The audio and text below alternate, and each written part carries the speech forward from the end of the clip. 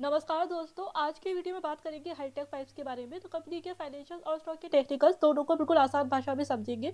शुरुआत करते हैं मंथली चार्ट से। तो देखिए, स्टॉक में अच्छी तेजी थी, यहाँ पे हायर हाई लगाया है और हायर लो लगाया है। अभी पहली काफ़ी लंबे समय के बाद ऐसा हुआ है कि स्टॉक ने अपने प्रीवियस लो को यहाँ पे ब्रेक कर दिया है।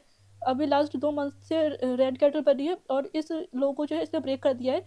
तो अभी यानी कि यहाँ से अगर स्टॉक ब्रेक डाउन देगा इस जोन का, तो ये जो इसका सेकंड जोन है 70 से 64 का, यहाँ तक ये आ सकता है। अभी वीकली चार्ट पे देखते हैं। तो वीकली चार्ट पे देखते हैं कि ये जो हमने लेवल्स मार्क किए, तो यहाँ पे अभी आके स्टॉक थोड़ा सा कंसिडरेट यहाँ पे कर रहा है। और डेली चार्ट पे देखते हैं तो स्टॉक जो मार्केट कंडीशन के साथ ही टूटना शुरू हुआ है और उसके बाद Q1 और Q2 रिजल्ट में यहाँ पे गिरावट रही है। तो यानी ये दो रिजल्ट जो है जो इन्वेस्टर्स को पसंद नहीं आए। तो अभी क्या रिजल्ट है इसके स्टॉक की गिरने के, आगे डिस्कस करेंगे। अभी हम देखते हैं कि लगातार लोअर लो और लोअर हाई बना रहा था। अभी स्टॉक इस जोन पे आके थोड़ा कंसिडरेट यहाँ पे कर रहा है। तो यानी कि अगर आपको वीकली कैंडल में इसके ऊपर क्लोजिंग मिले तो यहाँ पे मोमेंटम बढ़ सकता है। 200 रुपये का स्टॉक जो है वो 100 रुपये पे आके अब सपोर्ट ले रहा है, यानी 50% करेक्ट हो चुका है। यहाँ से ये वापस अपने 200 रुपीज़ की टारगेट अगर देगा तो 100% रिटर्न हो गया, जो कि काफ़ी अच्छी रिटर्न है। और कंपनी के फाइनेंशियल जो मैंने देखे हैं वो भी काफ़ी अच्छे हैं। तो अब क्या रिजल्ट है स्टॉक के गिरने की, उसकी बात करते हैं। तो देखिए, Q2 रिजल्ट में 5% की सेल्स कम हुई थी, मार्जिन 2% इंक्रीज हुए थे। और Q3 रिजल्ट में 20% की सेल्स इंक्रीज है और जो मार्जिन है वो फ्लैट है। तो Q2 रिजल्ट में ये मार्जिन, ये जो इनकी सेल्स डिक्रीज हुई है, इसका रीज़न ये है कि कंपनी जो स्टील पाइप्स बनाती है और चाइना के साइड से जो स्टील का जो ओवर प्रोडक्शन हो गया था, तो इन्होंने ओवर सप्लाई कर दी थी, जिस वजह से ग्लोबली जो स्टील के प्राइसेस है वो गिर गए थे, जिससे कंपनी का जो पर टन का जो रियलाइजेशन है वो कम रहा। तो कंपनी को यहाँ पे इन्वेंट्री लॉस भी फेस करना पड़ा, बिकॉज जब कंपनी ने सेल किया तो यहाँ पे काफ़ी कम हो चुके थे स्टील के प्राइसेस। आपने देखा होगा कि बाकी जो स्टील कंपनीज, जो स्टील मिल्स है और स्टील प्रोडक्ट्स बनाने वाली जो कंपनीज है, उनको भी यहाँ पे प्रॉब्लम फेस करनी पड़ी। उनके फाइनेंशियल इम्पैक्ट हुए और इस कंपनी के भी फाइनेंशियल इम्पैक्ट हुए। इस सेगमेंट में जो बाकी पेयर्स है उनसे काफ़ी अच्छा परफॉर्म किया है। इसके बाद भी कंपनी देखा जाए तो 5% की सेल्स करी है और जहाँ पे इन्होंने मार्जिन अपना इंप्रूव कर लिया है 2% का। तो स्टील प्राइसेस डब होने के बाद भी इन्होंने मार्जिन इंप्रूव कर लिया, क्योंकि जो स्टील मिल्स होती है, जैसे सेल है जहाँ से ये रॉ मटेरियल परचेज करते हैं, तो वहाँ से इनको जो है रिबेट्स मिले थे, क्योंकि ऐसी कंडीशन में जो स्टील मिल्स रहती है उन्होंने कुछ कंपनीज को जो है रिबेट्स दिए, जो बल्क में परचेज करती है, ताकि जो लोकल मैन्युफैक्चरर है उनको सपोर्ट करने के लिए। और दूसरा कि कंपनी के पास कुछ फिक्स्ड ऑर्डर्स थे, जिनमें जो है कंपनी ने स्टील के प्राइसेस के फ्लक्चुएशन को ध्यान में रखा हुआ था, इसलिए यहाँ पे इनका मार्जिन 2% इंक्रीज हो गया इतनी प्रॉब्लम के बाद भी। और सेकंड क्वार्टर में आप देखें तो 20% की सेल्स ग्रोथ है, बट ये एक्चुअली 20% नहीं है, 11% है।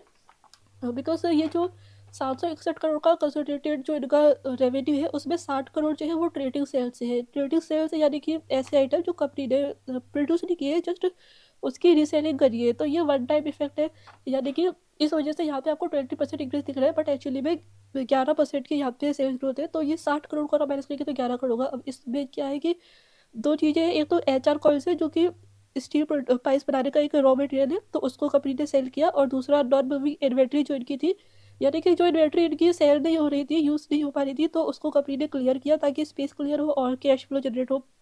तो यहाँ पे एक्चुअली 11% की सेल्स ग्रोथ है।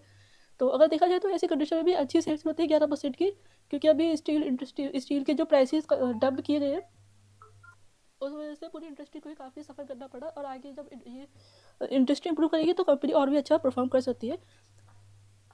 इसके अलावा जो रीज़न है कि इसका जो पी रेशियो है वो भी काफ़ी ज़्यादा हाई चला गया था, यहाँ पे 55 का पी चला गया था। तो वहाँ से जो है प्रीमियम स्टॉक को मिल रहा था, क्योंकि जब कंपनी जो है, तो कंपनी जो कैपेस का अनाउंसमेंट कर रही थी कि अभी इनका जो 2025 है वो 1 मिलियन टन की कैपेसिटी के साथ एंड होगा। अभी 7.5 लाख की कैपेसिटी है, तो उसके बाद एक सेकंड फेज में भी एंटर करेगी, यानी 2 मिलियन टन की जो कैपेसिटी लेके जाएगी, यानी जो उनकी कैपेसिटी 2025 में एंड होगी उससे डबल कैपेसिटी पे ये और लेके जाएगी। तो उनका 3-4 साल तक का टारगेट है कि 5 मिलियन टन तक लेकर जाना है। तो जब तक कंपनी कैपेस के लिए कमीशनिंग कर रही थी, तो कंपनी को जो है अच्छा वैल्यूएशन मिला हुआ था, स्टॉक का प्राइस भी लगातार भाग रहा था। पर जैसे मार्केट में करेक्शन आया और स्टॉक के फाइनेंशियल्स में भी थोड़े ख़राब देखने को मिले, तो यहाँ पे स्टॉक में गिरावट हुई और जो पी इनको हाई पी मिल रहा था वो करेक्ट हो गया। तो अभी स्टॉक जो है थोड़ा अच्छी वैल्यूएशन पे आ चुका है।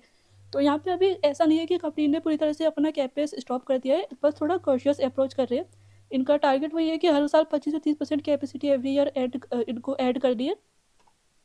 बट अभी जो 2 मिलियन की जो कैपेसिटी लेके जाएंगे और जो 2025 की 1 मिलियन पहले तो एंड होगी, तो उसको पहले यूटिलाइज करेंगे, उसको 50% यूटिलाइजेशन तक लेके जाना है। तो 2025 में इन्होंने कैपेस किया 100 करोड़ का, जो कि 2 अप्रैल से जो है स्टार्ट हो जाएगी उसकी कमीशनिंग।